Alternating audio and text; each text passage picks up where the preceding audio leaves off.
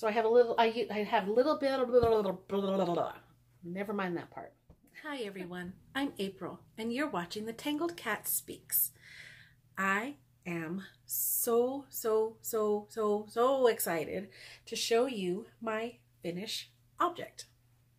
And I'm counting it as a finished object even though I haven't tucked in any of the ends. But it is blocked, so done. It is the Hedge Witch shawl, and I was knitting this along with a bunch of other people in the Gentle Knitter thread and Ravelry. The Gentle Knitter, she has the Gentle Knitter podcast, and she had started a knit along with this shawl. And I was going along with that, but I didn't finish in time, which is perfectly fine. This thing is huge, as you will see in a minute. So I didn't make the deadline, but that's fine. I loved every minute of making it. So it's not all gonna fit in this. I'm gonna have to like, it's huge, huge. Look, it's still going. Still going. So this thing is gorgeous. I love it so much.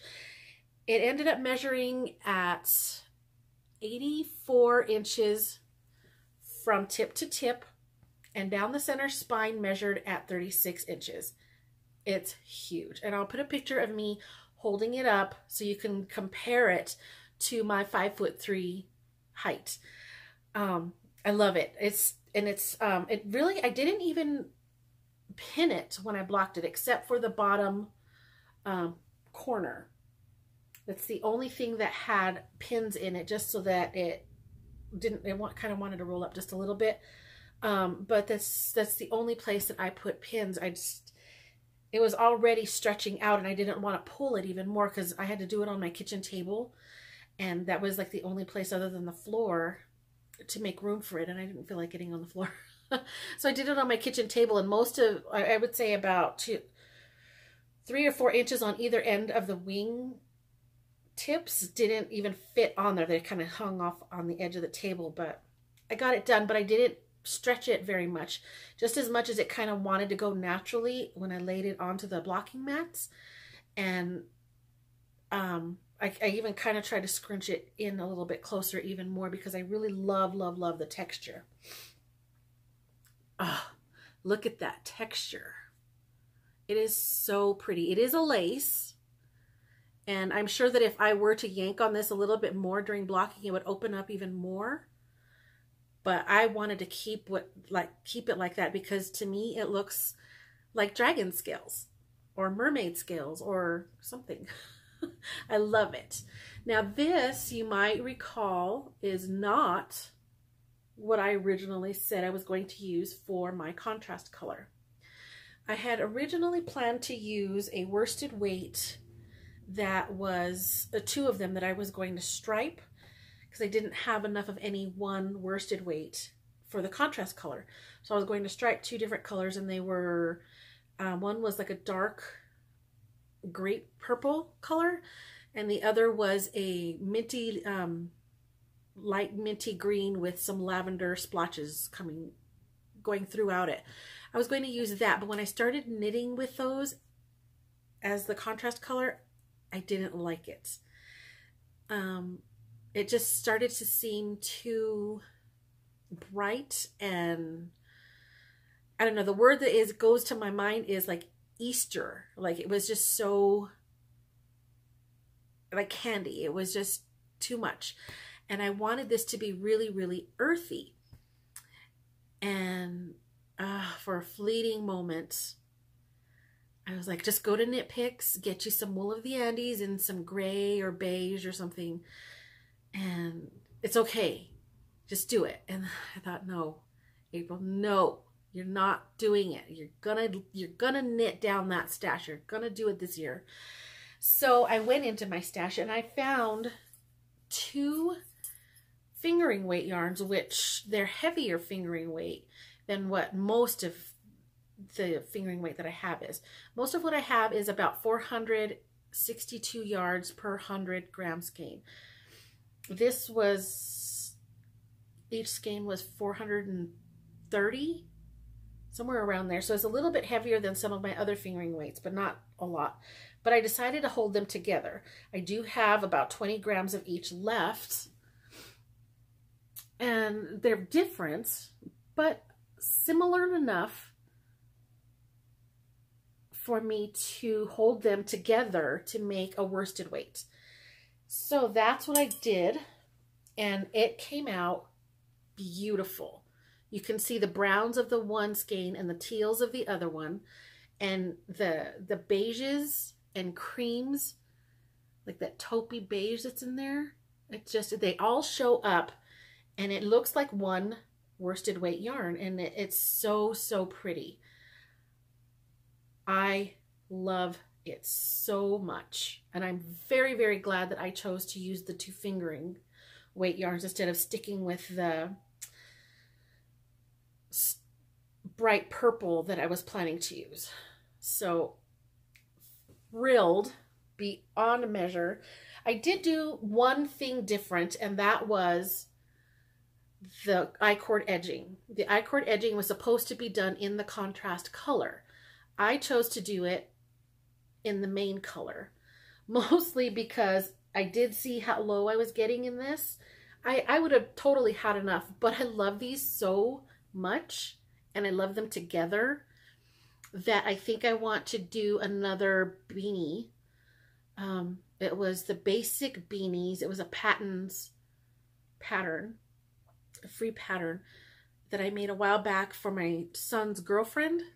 I used that pattern. I want to make another one for myself using these 2 colors and just striping them. And because it's a hat in the round, I'll be able to stripe every single row, and they'll totally blend together, and it'll make a beautiful beanie. I have just enough that I think, the beanie that I made for my son's girlfriend was about 170 yards. This is about 176 yards. So I should have enough, but if not, I'm sure I could find something to close up the top of the hat and be perfectly fine with it. But I loved it so, so much that I wanted to keep enough for that beanie. So I went ahead, and I have tons and tons of this green yarn. So I went ahead and did the I-cord edging in the main color instead. There's my backside. Now, like I said, I haven't tucked in any of my ends yet. There they are, showing off my ends. Woohoo! That's okay. It won't take me long. There's not very many, and I'll get that done probably later tonight. Super excited. So, like I said, these were each 430-ish yards, and I ended up with, I used 80 grams altogether of both skeins. So I don't know what the what that comes out to. Probably just under 400. I don't know. I can't math right now. It's Sunday. I can't math. But so I had this much left of the 2 fingering weights that were held together, and then this was the 3rd skein of the green, and that's, I think, 47 grams that I have left. So I used a little more than 2.5 skeins for that shawl. And I think that this is Cascade 220 in the worsted weight. That's the only thing that I can find that's similar to this yarn online, and I've never actually used or bought any Cascade 220, so this is just a total guess.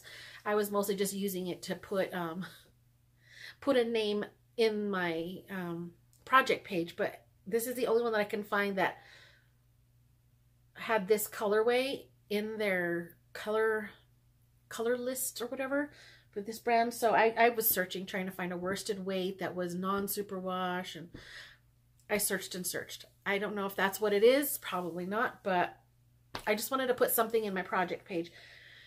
So I'm totally done with that, other than tucking in the ends, and I am super excited to wear it. It's warm, it's snuggly, I could totally wrap myself in it. I don't know that I will be ever wearing it this way, because damn, that's huge. but it will definitely be something to wear. Oh man, I wish that I had made this, that the pattern was even around before my son did his last season of football, because I totally could have worn this at the stadium and been super cozy. It's huge. I love it. I don't know that I ever want to take it off. It's not real heavy. It doesn't feel heavy when I have it on my shoulders. Picking it up, it seems like, oh gosh, this is heavy. But when I wear it, it's not uncomfortably heavy at all. It's just snuggly. I love it. And it did soften up. This green did soften up a lot after I washed it. So it's not going to be scratchy or anything like that. But just look at how I can't get over all of these textures. Oh, I love it. Super, super in love. So the other one that I was working on, another big giant shawl, was, or is, the Hulda Bear shawl from Lerka at Fiber Tales. And I'm still working on that. Once I got to the contrast colors of the Hedgewitch shawl, I didn't work on anything else. I needed to get that done because it was just so... So I didn't really work on this a whole lot. Let's see, I think I have a stitch marker on here of where I was. So from the stitch marker down to the end of the triangle is what I did. Now I'm doing the border, the knitted on border. Now I am doing this a little bit differently than what the pattern says. In the pattern, she says to bind off after you finish all of the popcorns. Look at that. Look at how they show up on this. This is yak, 100% yak in a sport weight. But she had you bind off and then, you know, and then the knitted on border is attached as you go. Well, a bunch of people wanted to try doing the attached border with live stitches. So that's what I've been doing. I have half of my stitches on this. It's really hard to see because it's all attached.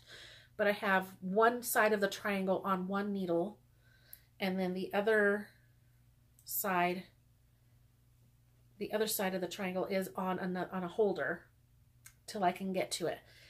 And I'm just knitting along as I go, and it's working up so easy. It's so good. Let me show you the join. It's looking so good. You can see right here is where it's joining, and it's lining up so nice. There's not a whole lot of pull on the stitches here. It's just working out so great. Look at the stitch definition on her leaf motif. The cables. Oh, it is such a beautiful pattern, people. I love it. I love it. I have been waiting to use this yarn for a long while in something huge and something highly textured, and this is it. Oh, it's so pretty. Oh, I love it. I am enjoying this so much. Her charts are easy to read. She's got charts and written, and actually I'm using more so the written than I am the charts, but her charts are beautiful too. Everything is clearly spelled out. She's got a few technique videos on how to do, I think, the joining. I'm not positive about the joining, but how to start this section of it, how to do the popcorn. She's just got a lot of her own technique videos related to this pattern up on her YouTube. And again, that's Fiber Tales. So it's just a beautiful, beautiful pattern. And again, just like the Hedgewitch, it's fun to work. It's compelling. You just want to keep going. You want to get it done. You want to be able to wear it. And I'm super excited. And I just realized that I didn't tell you what these yarns are. I told you that I had substituted them, but I didn't tell you what they are. I'm going to backtrack just a little bit. These two are the Stomp Base from Fiddle Knits yarns, and I don't think that she's dyeing yarn anymore. I think that she's just doing designing. At least that's the last thing that I remember a year or so ago when I looked, because I wanted to order some more yarn from her, and the website no longer has yarn listed. But it was from Fiddle Knits. The Stomp Base is what she called it. And this one was called Sandy Shores. And I think this one was called Garden Gnome. I'm not positive about this one. I know it was Gnome something. But they're so beautiful. And there's tiny bits of like an evergreen, a little bit of blue in there. But this gold and brown, so pretty. You've got teals mostly in this one, and you've got a few pops of bright green. And then both of them have this cream and taupey combination that's just super pretty. They actually looked more similar to each other when they were still both in skein form. But when I balled them up, I was like, oh, those are very, very different. And I wasn't sure holding them together was going to work. But they did. Yay. And, okay, getting back to my Hildebeer shawl, is the yarn I have on this is the Bijou Basin Ranch Sport Weight 100% Yak. And this is the natural cream color. I think this is my favorite yarn ever. I love merino. I have knit with some alpaca that I really, really liked. Mohair I like. I've never knit with cashmere, so yeah. But I think this right now is my favorite fiber. I'm happy. I love it so much. And I have tons of this yarn in different colors, so I'm definitely going to be using it a lot more, especially now that I know, look at that. This popcorns just really do pop. Oh, I just dropped it. Rats. But I am actually still only on my second skein, so I was thinking I was going to need 5 skeins for this, but I may not need all of that, so we'll see. But I'm super excited. I'm getting quite a bit done. I'm going to work on this some more today, if I don't actually decide to go back. Excuse me, if I don't decide to actually go back and start making the beanie with this, because I'm really, really excited about that. But that's all the knitting I've done. I haven't worked on anything other than those 2 things. I was watching another podcast that I started a few weeks ago. My brain. I think it's called Purl 2 Together. And I'm going to put it up here regardless, but I think that's what it is. And her name is Jana. Jana? Super nice lady. She's very informative. She does some tutorial type videos, and then she does her regular podcast, and sometimes she has guests on her podcast. It's really fun. I like that. And one time she was talking with a friend she had as a guest on her podcast, and it was where I found out that both of them are or used to be dispatchers, 911 operators. And since that's what I am, I was like, oh my God, my people, I have found my people. I was super excited by it. So I've been watching her, and she had her latest episode mentioned, oh my God, I just totally lost my train of thought. Oh, this happens a lot. Oh, she had mentioned how many whips. I guess somebody had asked her how many whips does she have, and she said something like 4 or 5, something like that. And so I decided to go to my Ravelry and count, and I have 13 or 15, I can't remember, but I have a lot, well into the mid-teens of whips, and some of them I have just barely cast on. Some of them are literally all I need to do is bind it off and tuck in ends and block. Some of them are halfway done, more than half, less than half. A wide range of stuff. Most of it is shawls. I have a couple of sweaters. I've got socks. I've got so much. And I just get so excited by new things. But I was stunned at how many I had. I'm like, oh my God, you're just a little insane. So I decided that that is going to be part of what I do now for 2019. I had said that I'm going to knit from stash, and I am. I have been since it's been almost a month and I haven't bought anything, so yay. But I also want to knit down some of my stash, some of my projects, my whips. So what I want to do right now is to continue this whip and at the same time cast on something new so that I'm not feeling like I'm just trudging along through these half-finished projects. So I can usually do 2 projects at once and feel pretty good about it, switching them off.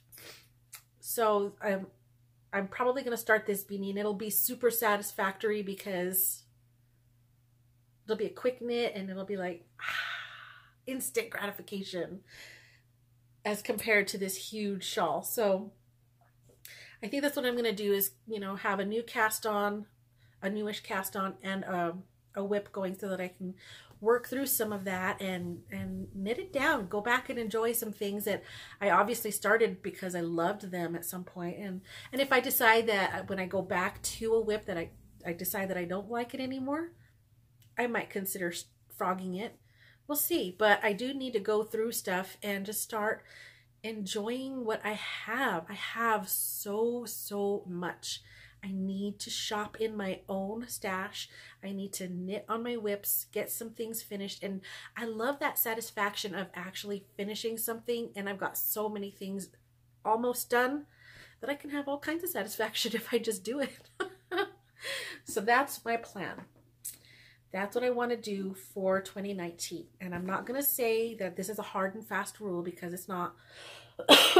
Except for the yarn, no buying new yarn. I'm not buying any new yarn unless I run out from a project and I can find yarn if I need to absolutely supplement with new yarn just to finish that project. If I can use stash to finish that particular project, I will. There are a couple of designs that I've been working on that I've started knitting,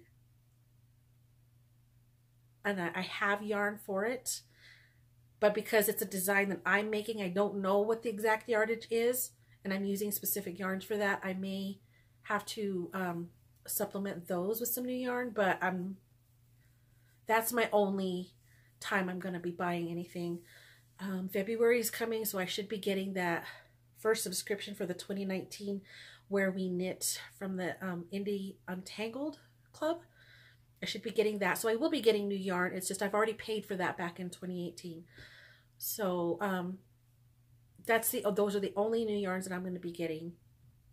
Other than that, I'm going to knit from stash. I'm going to use leftovers and make some crazy combinations. I've got patterns and ideas for every single skein of yarn over there, and I'm just going to start enjoying shopping from my own stash. And I have been seeing a lot of other podcasters saying that they want to do the same thing, and that is awesome. I feel like I had made this decision last year at the end of 2018 because that's when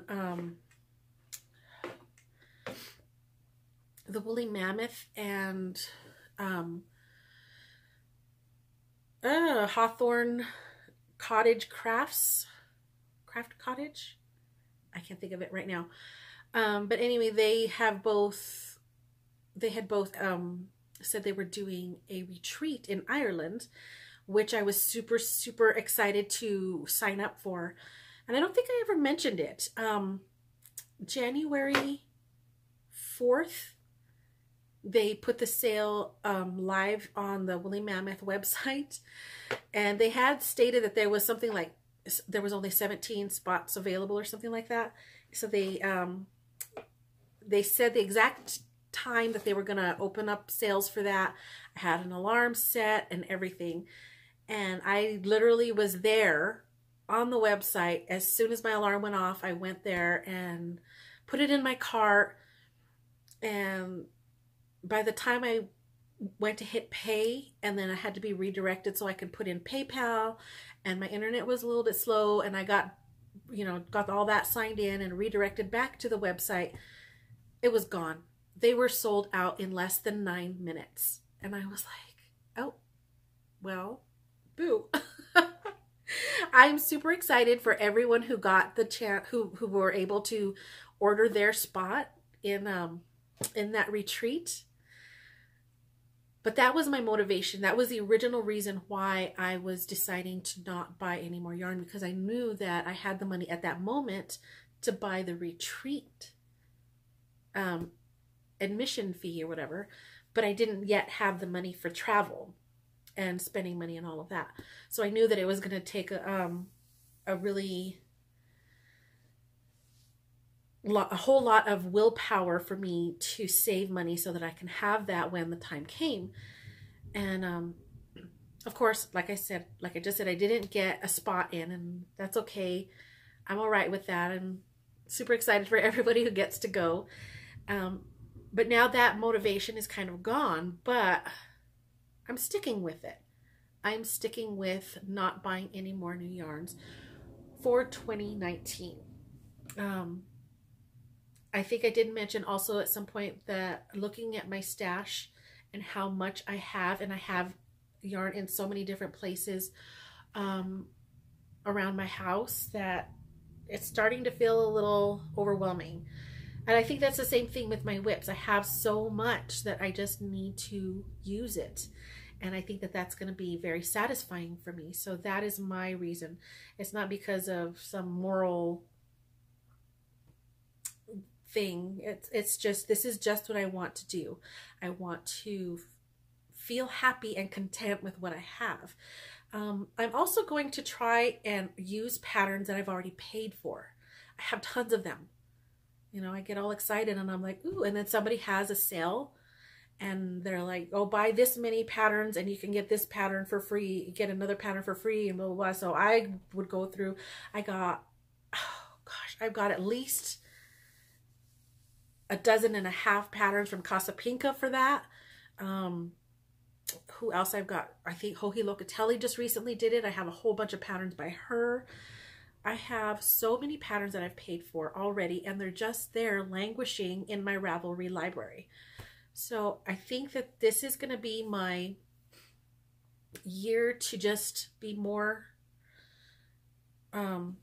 mindful of what I have already, be content with what I have, and enjoy the things that I've already splurged on, and just have fun with it and not feel like guilty every time I spend money on something that I don't need.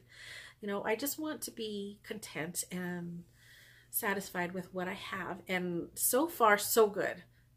I'm actually super excited that I got these 2 skeins almost done, which I wasn't planning on, but it really worked out that I chose not to go to Knit Picks and buy that worsted weight yarn that I was really thinking about, and just go ahead and use from stash and come up with the idea to hold 2 different fingering weight yarns to make up a worsted. And yeah, that's not a new idea. It's not a new concept, but it just proved to me that my stash is big enough and I have a huge enough variety that I can do something like that. And it doesn't have to look like a big mess. It turned out simply gorgeous. And I am super pleased with it. So I'm just going to go with it and keep rolling with that sense of mindfulness throughout 2019. So I'm super, super excited about that. So another thing that I wanted to talk about are the books. Books are another thing that I have tons and tons and tons of. And I don't read as fast as I'd like. I do like to do more audio, just because I can knit and read at the same time. I mean, yeah, read. I can sit and listen at the same time. This particular book I've mentioned before, I'm still reading it.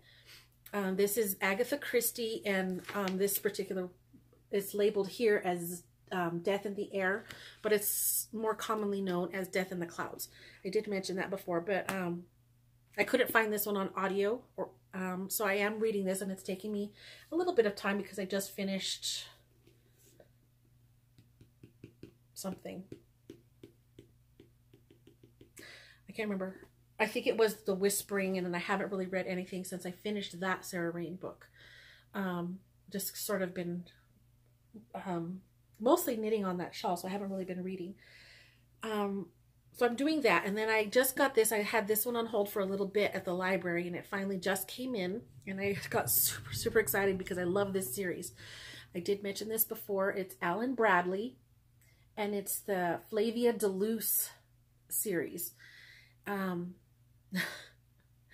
Flavia de Luce, the main character, is a young preteen girl. It's a little bit gruesome. It's set in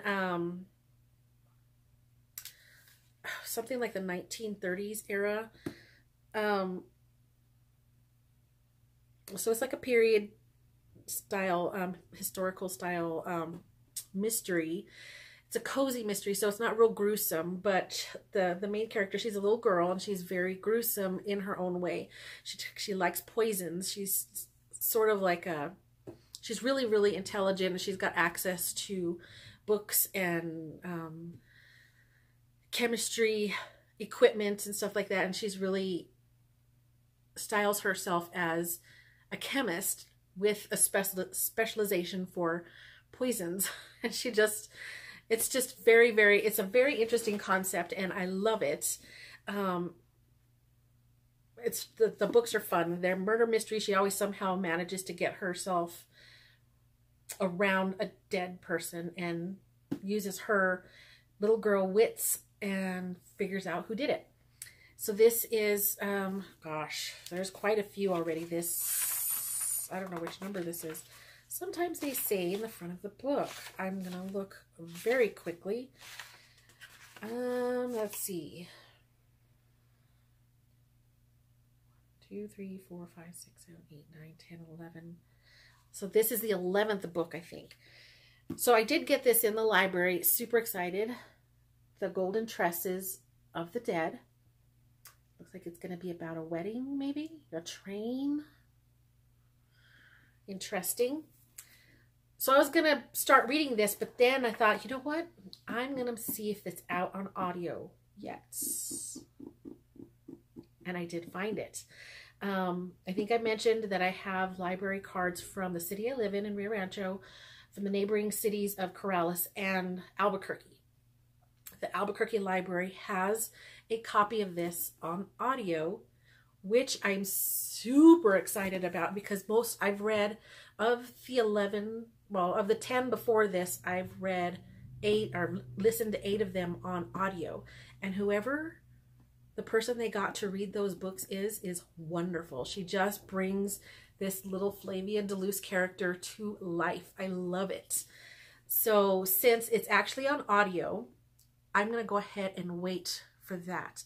I put a hold on for it at the libraries around here. I'm sure it's like that other places, but just to explain a little bit, the audiobooks that we get through the library, we have to put on hold and then check out the way that we would a regular book, but it's going to come digitally to your device. You use your library card to order that, and then you only have it for a limited amount of time, and then if you need it again, then you have to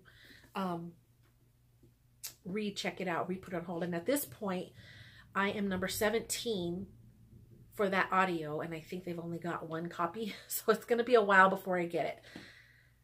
But that's okay. I really want to listen to it because I love, love, love listening to these stories, and whoever they got reading it is fabulous. So that's that. That's what I've got going as far as books. My kids and I, all 3 of my kids, we all got together. We were able to make arrangements with work schedules and everything, and we were able to go see Glass, which is related to 2 other M. Night Shyamalan movies, Split and Unbreakable. And I'm not going to give anything away about the movie. I'm just going to say that I loved it. It was amazing. I think of the 3 movies, Split is my favorite. But Glass was really, really good too. We had so much fun. And it was really nice being able to go to the theater with all 3 of my kids. And we hadn't really been out like that in a while, all of us together. So it was nice. I had a really good time and I was super, super excited. So that's really as far as I am with that. In a little bit, when I'm done recording, I am going to go and work on my Hold-A-Bear shawl and watch a couple of foreign films. I've seen them before, and I think they're Mexican. I don't think they're Spanish. I think they're Mexican, but I'm not sure about. One of them is with Penelope Cruz, and it's called Volver. I've seen it before. It has something to do with her mother passing away, but her and her sisters think that her presence or her ghost is still there. And I do remember really liking it. And then the other one is called Like Water for Chocolate, which is actually also a book. The book is really, really good. And the premise about this one is basically a young girl is told that she can't marry who she loves because she's the youngest of 3 daughters, and according to familial tradition, she has to take care of her mother. The other 2 can get married or whatever, but she's the youngest. She has to take care of her aging mother. And so that ends up causing some sadness and strife in her life, and she also loves to cook. And her emotions go into what she makes. And sort of to illustrate that, it kind of shows like if she's really sad and she's cooking something and then the family starts eating it, then they'll start to feel her sadness. If for whatever reason she's angry, they're going to feel angry after eating that meal that she prepared. It's really, really a good movie. The book is really good, and I can't remember if actually some of the recipes are in the book. It's been years since I read it. And they are both subtitled. They have English subtitles, which is fine. I can do that while I knit. It's not going to be a big deal, but I love those movies, and that's what I want to do with the rest of my Sunday is watch those movies while I work on my shawl. I was going to mention something else, and I don't remember. I don't know. It was probably a lie. Rats, really, what was I gonna say? I don't know. Something to do with my kids, I think. Oh yes, it was my daughter. It was my daughter. She I had taught her how to crochet when she was really little. I want to say maybe 9 or 10 years old. And she just never took to it. She was too active, too hyper, and it was too sedentary of a activity for her. So she never really got into it. And I would say maybe about 6 or 7 years ago, she had asked again for me to teach her.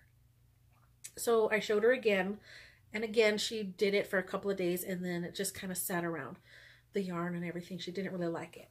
But about a week and a half ago, she asked yet again, and she's taken to it. She's really finding that it's helping with stress, and because this is her 3rd time, she picked it up a lot quicker than she did before. And she's starting to see the meditative properties that you can get of just making a huge continuous granny square. So that's what she's doing. I had gone into my stash and I found 2 skeins of a maroon acrylic. That was the Loops and Threads Impeccable yarn, and it was called Claret. I had 2 full skeins of that, and I had one of the big red heart skeins, the 1 pound skeins, in the Aran colorway. I had about 3/4 of that huge 1 pound skein left from another project, and I gave them to her, and she started making a giant granny square alternating, making wide stripes of the red and narrow stripes of the cream. And she's already run out of all of that yarn, so we went yarn shopping the other day. We got her some more of both. And she also wants to learn how to do popcorns. And she decided that she wanted to do a border around, whenever she finally decides that she's done making this big square, the border that she wants to put on needs to include popcorns. So she decided she didn't want it in either red or cream. She wanted to use a mustardy yellow color. And so we walked around Michael's forever, and we finally found the right yellow. And she was super excited. So I'm going to show her how to do popcorns when the time comes. And I think she wants to learn to do popcorns because she saw a blanket, an Afghan that is all sunflowers. And I think the pattern has popcorns in it. And that's what she really wants to make. She wants to learn how to make a sunflower Afghan because sunflowers are her favorite flower. So I'm gushing and gushing on about this because this is like my life's dream, to have my daughter yarn with me. I was so excited, and I'm glad that she's enjoying it, and I'm glad that it's helping her feel better emotionally whenever she's feeling stressed out. So I'm just super excited. I'm so happy. So that was one of the other wonderful things that happened this week, or within this last couple of weeks. So yeah, that's been my time so far. Like I said, I'm going to work some more on this shawl, or I might start the beanie. I don't know. I'm kind of undecided. I might have to literally roll some dice and see which one, or flip a coin, or throw some darts or something to decide which one to do, because I'm so excited about both. My cat is staring at me down here because it's just about time for me to feed her or something, but she's giving me the eye right now. So I'm gonna go ahead and stop it here. I'm gonna wish you all another wonderful couple of weeks. I will see you again on the second Sunday of February, and hopefully I'll have another couple of finished objects for you. Enjoy your weekend, enjoy your couple of weeks, enjoy your crafting, enjoy your podcasting. Oh, that's another thing I was going to mention. Really quick side note. So I did mention Purl Two Together as one of the podcasts that I've been watching. I just started watching The Drunk Knitter. Super cute girl. She's funny. She is hilarious. And then I've been watching this one for a while. Maybe a month now. I've been trying to get caught up on some of her more recent videos. Was Sweet Lavender.